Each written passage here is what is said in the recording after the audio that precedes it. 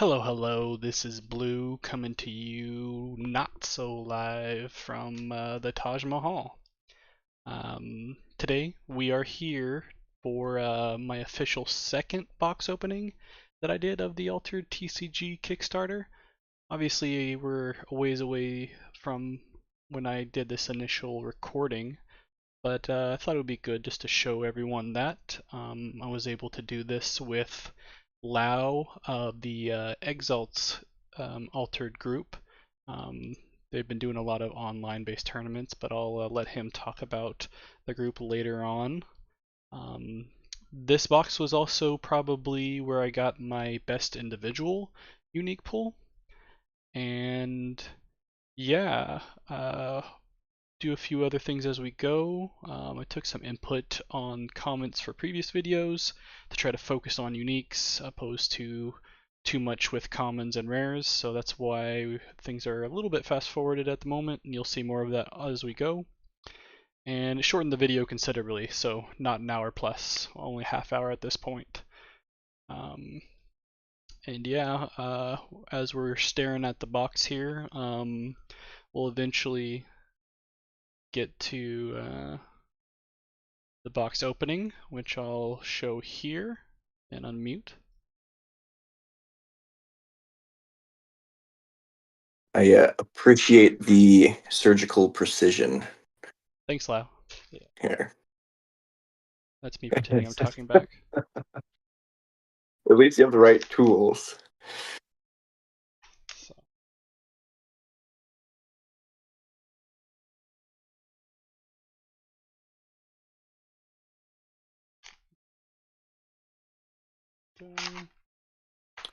I think it's a beautiful box. It's yeah, got the Shenlong art on it.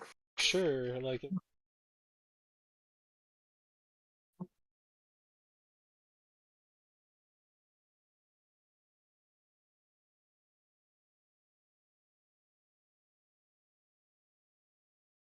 Mhm. Yep. But yeah, as you can see, the audio got messed up a little bit there, so I'm going to be talking over it a little bit, giving my input on the uniques as we go, as a little bit more of an experienced player as we're opening up the first pack here. Um, and yeah, feel free to give your input on the uniques in the comments, some ideas for future uh, videos. I'll do a full unique recap at some point.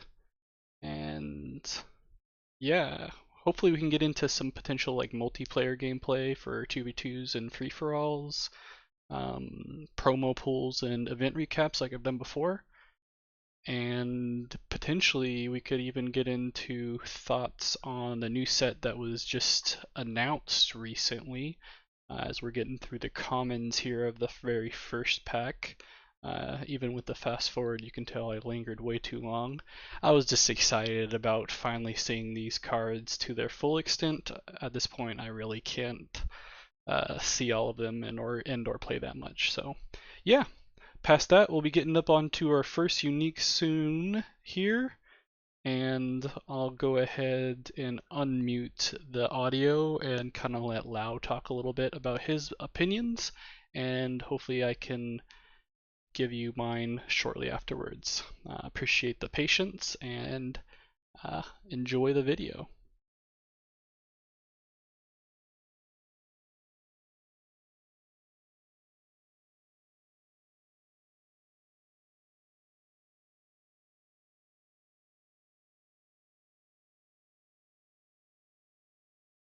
Some fun things you can do. Forgot about that.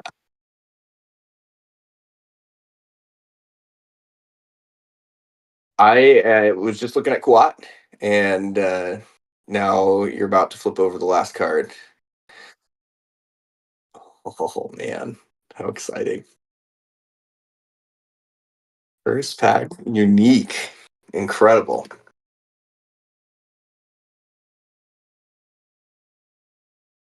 Okay, very promising. Waru is a very strong contender for a powerful deck in set one.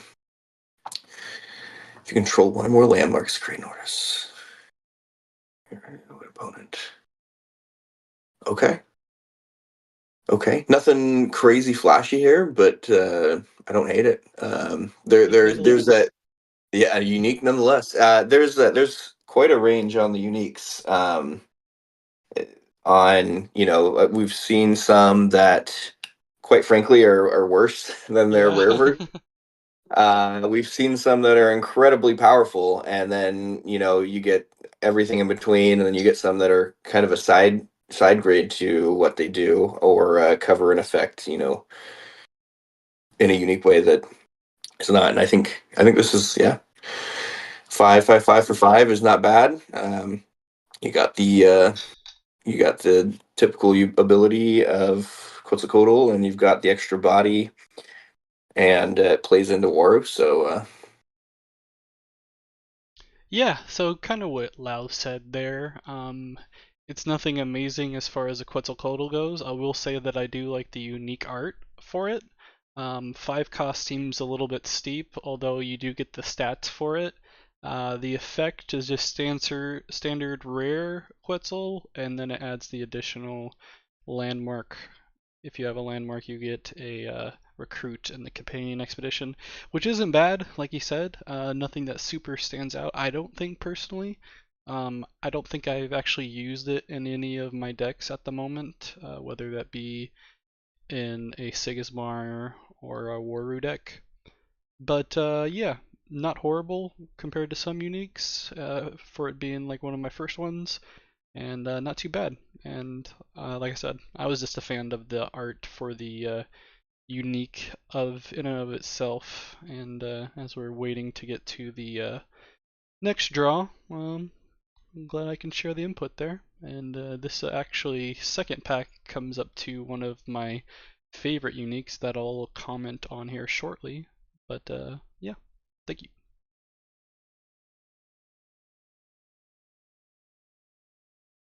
since, like I started the game, it's interesting, because I like playing where underrated. Factor really, Super just smooth but like, talk. but I was pretty selling. I was and I was playing and using they've got a couple pretty on here. So, oh, Game Master.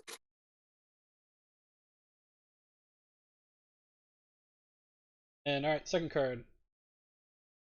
Oh, No way. Okay, it's a foiled alt art unique Tanuki. Hand from your hand. Sabotage. That is, and in Bravos, that is not a. I think. I mean, we were just talking about sabotage. I love sabotage effects. I don't leave home without them, and this Tanuki has all the sabotage. This thing is sabotaging twice around. yeah, and anywhere too. Yep. Yeah. Yeah. That's not a bad Tanuki.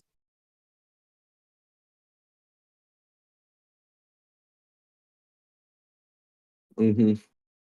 All right, well, That is a unique I can get behind.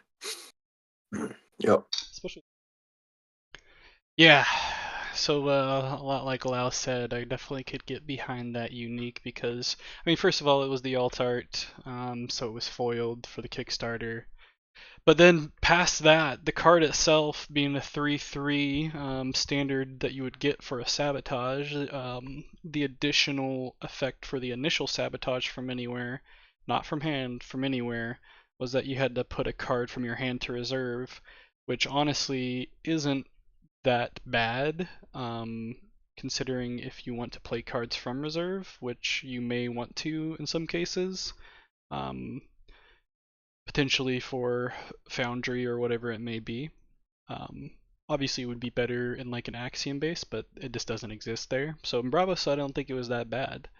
And then obviously the secondary sabotage effect of just leaving the expedition is nuts in of itself because the other player has to be aware of whatever they play that turn because chances are I'm going to sabotage it if it's any good, and that one didn't have any type of requirement. So realistically, it's a quad sabotage that just doesn't quit, or it's hard to miss, I would say. The only way you can really get around it is if you just don't put stuff into reserve, which is possible. You can anchor things, you can sleep things, and everything like that, but in and of itself, the card's a huge threat for being a 3 cost. Plus, it's pretty with the foil and the alt art, and like I said, I think it's probably my best unique.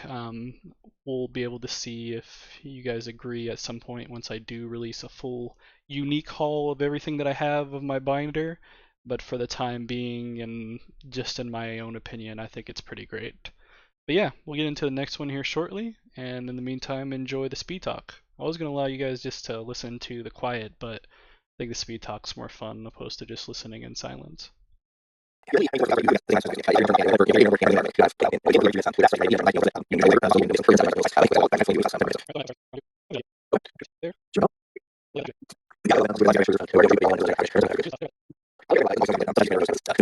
Top makes it a little bit harder to interact with from your opponent. So, All right, last.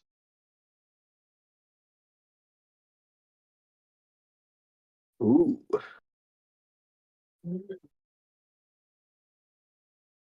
Ozma. If you control one of my land cards, draw a card. Okay, and it gives a boost. Okay, I like this a lot better than the rare Ozma and Bravos. Um, the rare Ozma and Bravos, I guess for context, I believe you have to have two other boosted characters um, to draw the card, and initially it doesn't seem very hard to do, but Yeah. it's quite hard to get multiple characters out, all of them boosted. Nice. Oh, at So least we got a I unique like then. the Not yeah. bad. Yeah, like you said, I think it is generally better than the rare version of the Bravos Ozma. I think Ozma itself is a pretty good card. Everyone likes card draw between Ozma, Baba, all that good stuff. Magical training. But yeah, the stats obviously you get the two stats with the 0 for the mountain, I believe. You get the boost quick effect, and then the effect of itself if you get the draw if you have a landmark, which is doable in Bravos, I think. Most of the time you're probably trying to play the Bastion anyway, so I think it's usable. I'm pretty sure I have used it previously in the Bravos deck that I have. I'm not sure if I'm still using it, because I had gotten more uniques since this original opening. Obviously, this being one of my first uniques and second box that I've opened. Um, yeah, so nothing to write home about, but as far as consistency is concerned, it's not inherently weaker, and it still serves a purpose within the deck.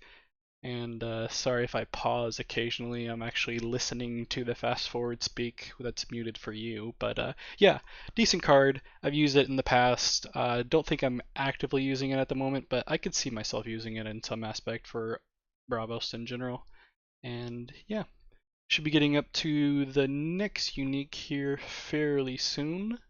And then we'll continue the conversation. So enjoy the speed talk as it comes.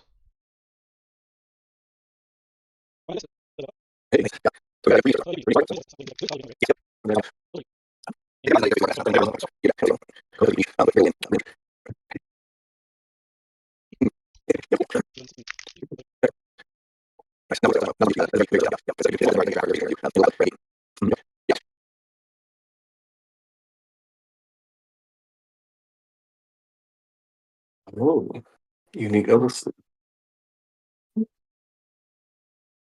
Okay, okay. 2-1, 0-1-2.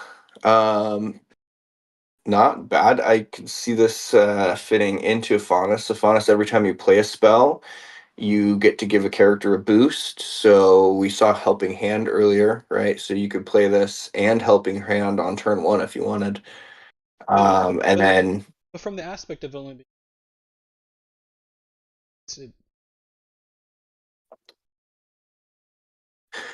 So I mean, the uniques have been interesting, right? Watching the unique market. If you have the funds and the means to get any unique you want, I would. There are many other uniques I would rather run than that particular effect. I found that though having stats is nice, you only need to win by one in the requisite. Um, and biomes. So having something that when getting boosts gets more boosts, it can be good, but it's not like an effect that's like blowing me away, right? That I'd want from a unique. Now I'd definitely run it if that was the unique that I had, right, over something else. Yeah, I think I tend to agree with what Lau is saying there. I think the card is lacking on stats compared to a standard trooper. The idea that it needs two boosts in order for the effect to activate kind of sucks because it pretty much only you can only get it off of a one card play with Helping Hand, like you mentioned. Because ideally, because otherwise you'd have to use a turn getting stats on it with a Faunus. I think is the ideal situation there. Sorry if the screen blurred up there a little bit, but yeah, and then you have to then do it, and by that time you're investing a lot in a card that is two costs, which is another thing. It's not one cost. I understand why because of the additional effect, but yeah, not ideal. But it gets into the other conversation he mentioned of like you can kind of only play the uniques that you have sometimes for certain people, unless you're just trying to spend a bunch of money. And then also secondary thing that I was thinking of as he was mentioning it was for the tumult cards. Are the individual things called biomes? I'm honestly not sure. I could probably look that up, but I'd be interested to see if anyone that does watch this can confirm in comments or just message me on Discord. Uh, that I'd be always interested. I always just call it like mountain, water, and grass, but who knows? Yeah, we'll go into speed talk now. Yes, yep, exactly.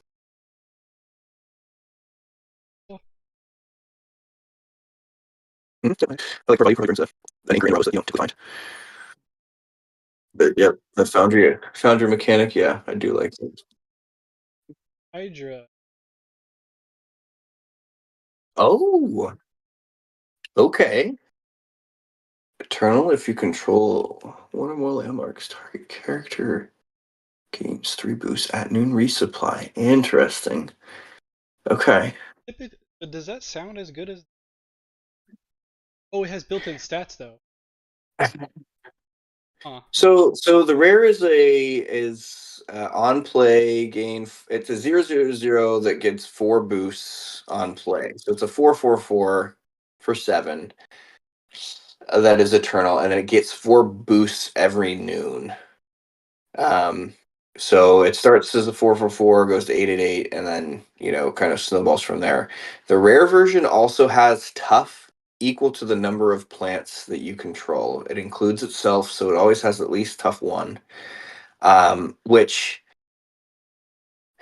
so for the unique here, I think there's 2 things that I have a hard time playing a Hydrocina unique.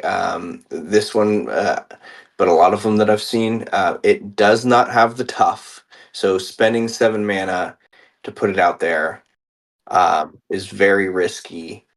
Um, yeah, and this one doesn't bring inevitability like the rare version does to one of your expeditions. It brings card advantage in the form of resupply, um, which is not bad, because it sticks on the board and it resupplies. But Necessarily, it's like you were talking about like pairing rares commons. yeah, yeah. So yeah, when I'm looking at rares, I'm gonna look how much better typically it is from the common version, and then when I look at uniques, I'm like, how much better, how much more value do I get? You know, Yeah. than the rare, and I think the rare does for like Hydrocina, for example, does pretty much everything that you'd want it to for that type of effect. I haven't seen a unique Hydrocina that I would Face personally off. run yet. Yeah, yet. I mean, that's not to say that someone doesn't have one or one's not out there, but Yeah, I tend to agree with Lau here. I don't know a situation that I would actually run that. I'm not actually running any Muna decks at the moment, but if I were to do some type of Turbo Cena deck or whatever, I'd probably even just use the common over that unique. This resupply is interesting, having like a eternal resupply card, where to the point you didn't actually have to resupply anything. But for 7 costs, like you mentioned, especially with no tough or anything like that, it's a bit odd and no inevitability of increased boosts. They can still get by it because I think it was like 514 when I was looking at it. But yeah, not horrible stats, not amazing stats. The effect is interesting, but I think it just kind of stops itself at that, where it's interesting. Um, but I don't know if I would go any further than that. But again, it's cool to have a unique Hydra. Um, it's in Muna, and I can't think of any time I'd actually use it, but fun nonetheless. And hopefully one day I can see an actual unique Hydra that is worth playing over the rare or the common. But up to this point, I have not. I'd be interested to see if anyone else has. But yeah, get into this to the next unique. zero stats. It's got decent reserve effects, so I can make use of it. Definitely. If there are pros, then I got I like the quote's Whoa. cool. The 3 cost quote's cool. Yep. Oh, nice. Oh, okay. So that's 6. That's good. Okay. Nice. 2/4 with some stats.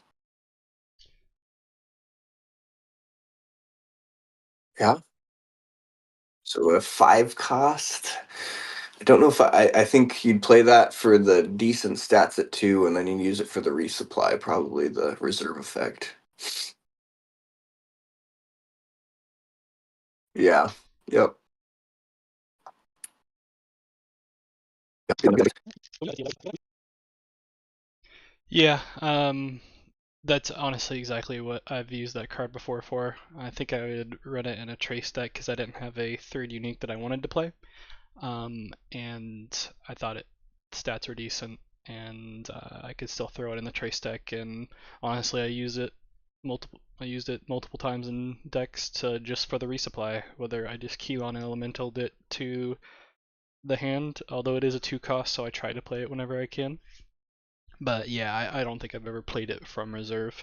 But yeah, one of those situations where it's you play what you have for uniques, and sometimes the effects work, sometimes they don't, and chances are you're not playing the horrible ones, you're just playing the kind of like sidestep ones from the rares, unless you're spending a bunch of money to find the specific unique that you want from the interweb and kind of take it from there. But yeah, I've never really gotten into the point of buying uniques online yet.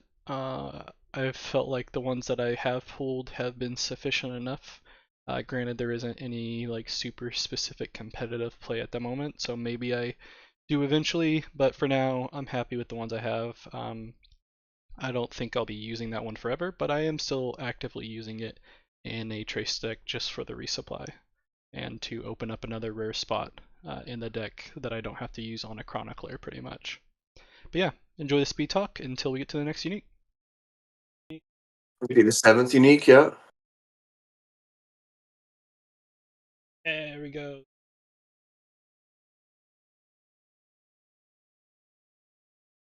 7 uniques. Incredible. Okay.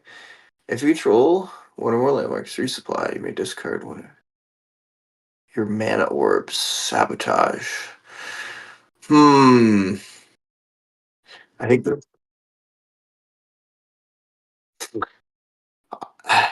I mean, not necessarily on purpose. I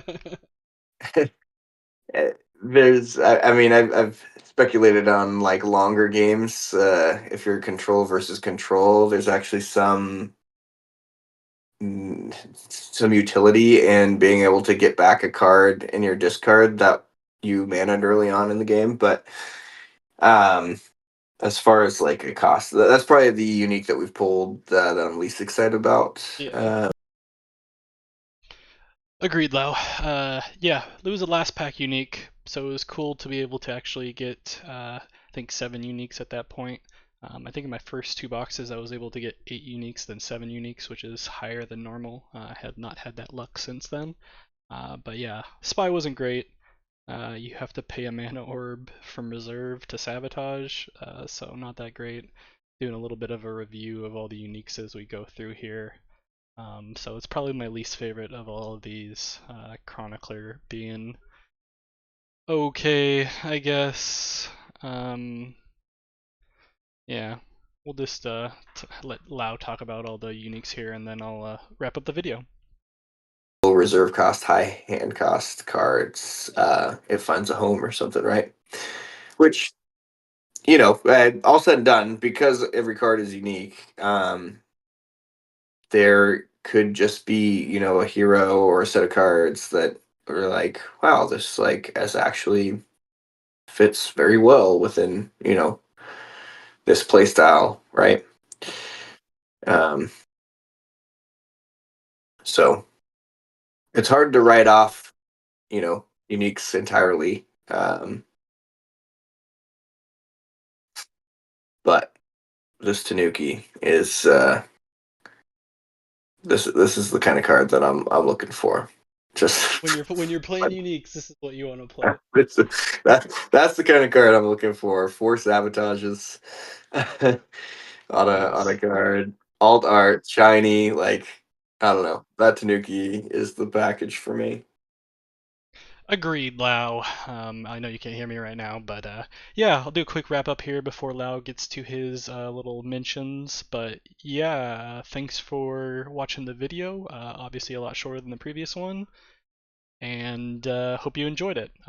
Interested in anybody's input, especially with the little unique Tanuki that I got there, and yeah, hopefully some more content coming soon. I'm trying to stay weekly on everything. I think I finally figured out my mic issues. Still not the best quality overall, but it's working now instead of going in and out. But past that, we'll get into Lau giving his mentions towards the Exalts League, and his own business in particular. And yeah, hope you enjoy it. And I'll talk to you soon.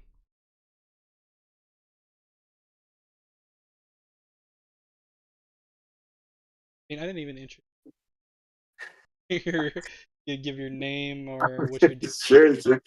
Yeah, no, I mean, first off, I appreciate you having me on and being able to vicariously open packs through, kind of scratch the itch a little bit without being able to do so myself yet. I go by Lao through the Discord or any, social media that you might find me on.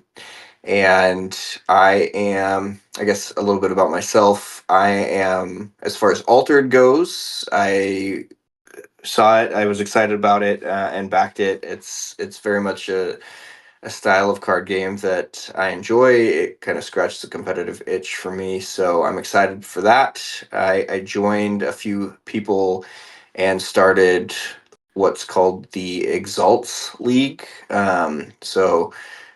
Not to be confused, I guess, with Exalted, which Nucleon works on, which is a kind of a, a side to BGA, right? A way that you can play digitally. But while the Kickstarter was running and while cards were being revealed, we ran a monthly league, which we'll probably pick back up in um, once the official release is out, and then we kind of culminated that with the people in France getting their stuff with a tournament. Um, and so we're heavily focused on competitive play um, and building a fun and engaging competitive community around Altered. So if you're looking for that kind of, I guess side of Altered, we've got a Discord you can join. You can find us kind of poking around the various Discords, and you can come look for our league or any tournaments that we might run in the future. And then outside of that, I am I own a game publishing company called Clairmancy Games, and we've got various projects in the works. So if you're interested in stuff that I do personally, you can look me up through Clairmancy Games. So Yeah, thanks. Be sure to like, subscribe. Hope you enjoyed the video, and hopefully we'll have some other stuff coming soon. And until next time, kisses.